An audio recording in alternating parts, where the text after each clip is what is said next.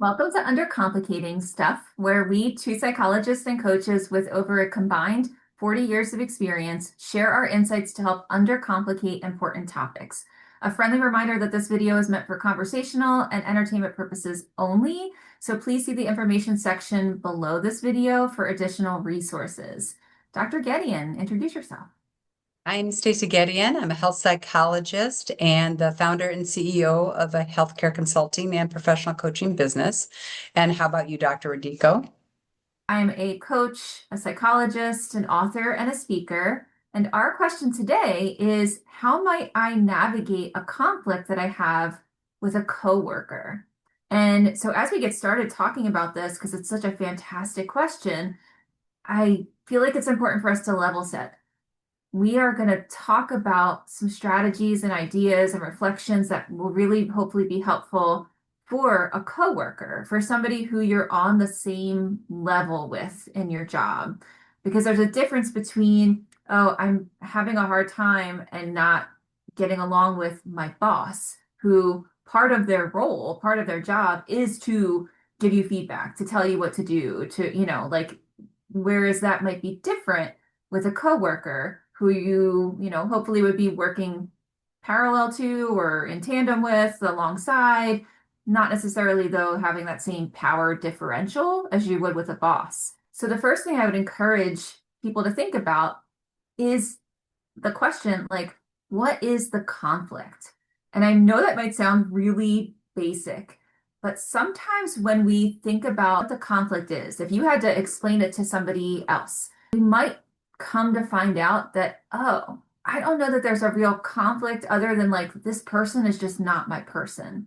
That this person and we don't share the same belief system or the same hobbies and or same style of interaction. And it's not that they're doing anything wrong. It's just they might not be my person outside of having to work together. And so that there might be some friction there, but it might not necessarily fall into the realm of a conflict. Whereas it more so might be like you needing to manage how you're feeling primarily about that person, because in no realm would it be reasonable to go up to somebody and be like, I don't like this about you, change it. So meeting people in a way that honors that everybody's different, everybody's unique, and some people are just not our people, while still then making space for some people may not be your people, and they also might have conflict with you. There might be an active disagreement about how you do your job, about the roles that you're in, about the way that you communicate with each other, about the timeliness of responsiveness, the effort that you perceive as being put in or not put in, or this idea of, are there all the social dynamics in a office or in a work environment that it might not just be a conflict with one person. But so to really differentiate, is this a person who's just not my person, or people who are just not my people, versus, oh yeah, there's a conflict here that might be helpful to try to navigate. We may not experience conflict with somebody until, let's say, have to work on a project together. If we all remember those group projects in school, it can be hard because people have different ideas and different ways of approaching things and different communication styles. When you're in a group of people, some may really talk a lot and they want to get their point across on how to solve this issue, and other people may be very quiet. And conflicts with coworkers can range from something very mild, like a misunderstanding. And we know that emails are rife with that because it's hard to read intention. And so maybe somebody sent us an email and boy, it really has upset us. And we feel like, how dare they? Come to find out they were in the middle of a bunch of other things and just thought it was more important to get off the email quickly than to really provide a lot of context. And so always encouraging clarification and assuming good intent or benefit of the doubt or whatever phrase you want to use, that maybe the person isn't sort of out to get you or trying to irritate you. And so those are things that are helpful skills, and then kind of quash things before they even start. And then again, there are situations where there really is conflict because people are different. And sometimes it's as simple as a communication style. And I know, Julie, you and I have talked about that before, where depending upon what part of the country you're from, you may have a certain sense of humor or a certain way of saying things that someone from a different part of the country might interpret quite differently. And so, again, just being aware that we're all different and we may interpret things differently. If it's something mild or maybe a misunderstanding, try to clarify it first before it escalates. So I think it's a fantastic insight to help people recognize and think about the intent of which you think that other person is doing that behavior or not doing that behavior. So what we do without realizing it a lot is we make our own interpretation of, oh, this person didn't say thank you in their email. I know they intended to be rude to me when we don't know that.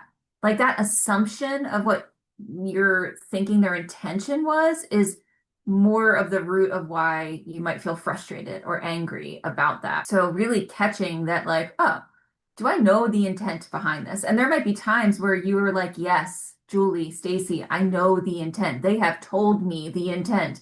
No question, And then there are other times where it might really be more gray and giving yourself the grace to say, huh, they might have been having a bad day, like genuinely, or maybe they're overwhelmed in their job. If it's a pattern, and you're like, I still don't really know if they're really like intending. Maybe they've never learned that in this part of the country or in this work environment, in this, work culture, in this building, we do this.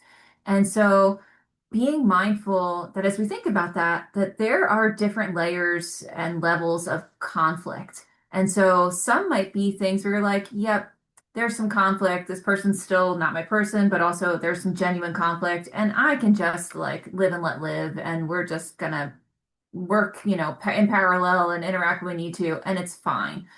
And then there's other levels where it might be really like harmful to your mental health, to your job security, where maybe that person is playing a game in the culture of the work environment where somebody needs to be the person in trouble and they don't want it to be them. So they are putting you up as an option for a person who could be in trouble or be somebody who is not doing well enough. And then there's another level, and this is not like the be all end all, but like I think about it next is there's this next level of being bullied. So somebody like outright trying to harm you in a direct or indirect, like a way that really has an impact on you. And to be aware that the priority is you need to keep yourself safe. And then to figure out how can I check in on my reality of what's happening in this situation, no matter what level it is. And sometimes that's checking in on ourselves of like, okay, what's the intent here? Do I think they know? Did they purposely try to do that? And sometimes it's talking to other people of like, hey, Stacey, I experienced this. Like, am I off base? What do you think would be helpful for me to explore, to know what's really going on? And with all of that in mind, wanting to be sure that you are going about managing the conflict in a professional way, that you're not allowing yourself to be in spaces where you feel unsafe or bullied. Also, knowing that you want to, as much as possible, not feed into the conflict. And, you want to, making somebody else feel attacked is often not a way that's going to stop them from wanting to attack you. So, putting yourself in positions in a thoughtful way of this feels safe for me right now. This is who I'm going to talk to. This is where I'm going to go. And I need this to be dealt with, but maybe I'm not doing it face to face. Maybe I need a mediator. Maybe I need somebody else to have that conversation for me or with me, whatever that might look like. And to add on to your point about there being different levels, when we're getting to the higher level and something is constituting bullying or harassment or an unsafe work environment, you're definitely going to want to take steps. And there's a big assumption there that it's safe to do so within your organization. So let's presume you have a healthy organization and having this conflict, you've tried to resolve it with this person, it just keeps escalating, and now it really kind of falls under bullying or harassment. Then that's the time to reach out to a supervisor, to someone higher up in leadership, to HR perhaps. And oftentimes you have to have a history of noting these things. So it has to be something sort of over time that you've noticed, which is also just a good thing to keep in mind because we all have bad days. And we all are under different types of stressors at different times that may impact how we come across or our receptiveness to other people. We've mentioned this in other videos of kind of keeping notes and something that can be done. Let's say you have an interaction with somebody and it's a conflict. You can go when you have a moment and really write down things that took place. And it's not just so that you can demonstrate a pattern or that you have your evidence for your side of things, but it also helps you to reflect. And it also helps to sort of decompress or debrief. So sometimes conflict is like really uncomfortable and we can get really elevated with our heart rate and everything else is going on. It just feels really scary.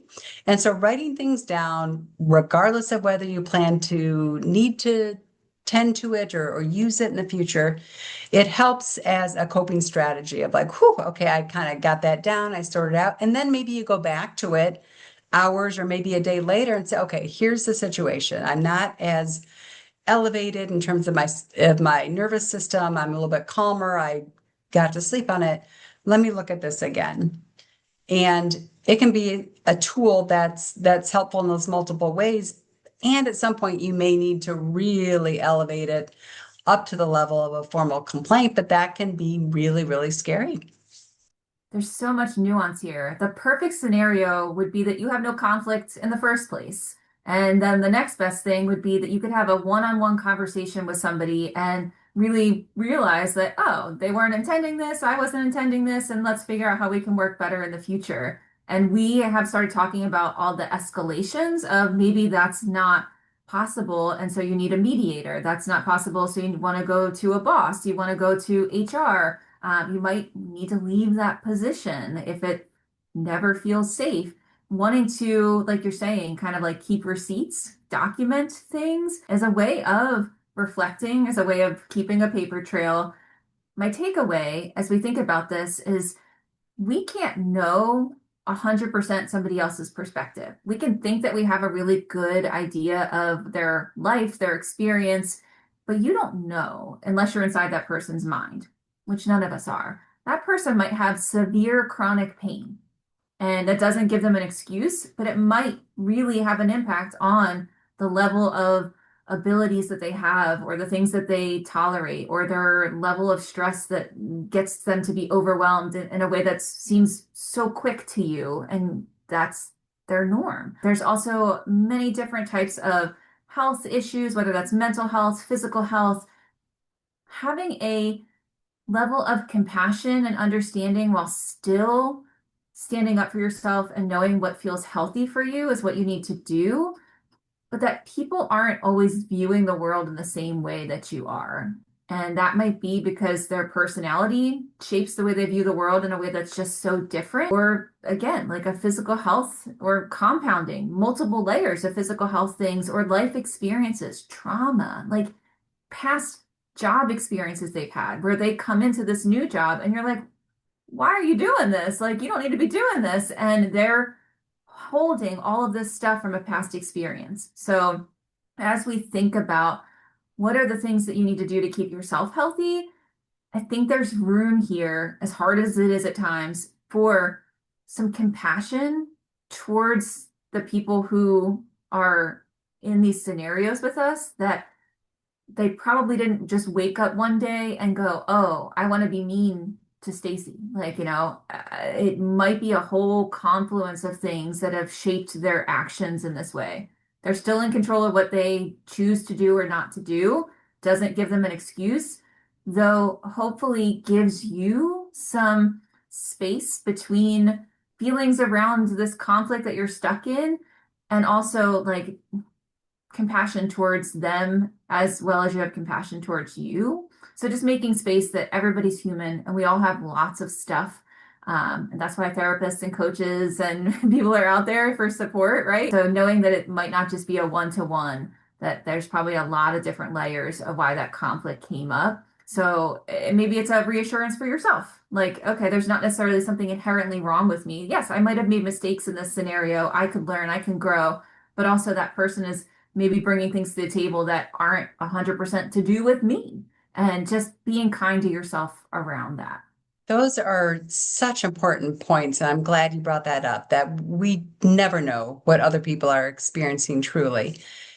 And my takeaway would be, and we've said this in other videos, is that we can only control our behavior and the boundaries we set. And we cannot control how people interpret what we say or what we do, but we can again be professional in our settings and try to assume good intent and resolve conflict as soon as you can if you notice it, but also adhere to those boundaries that when you're feeling like, ooh, this is really uncomfortable, that's a sign that maybe you need to set a firmer boundary about whatever situation you might be experiencing.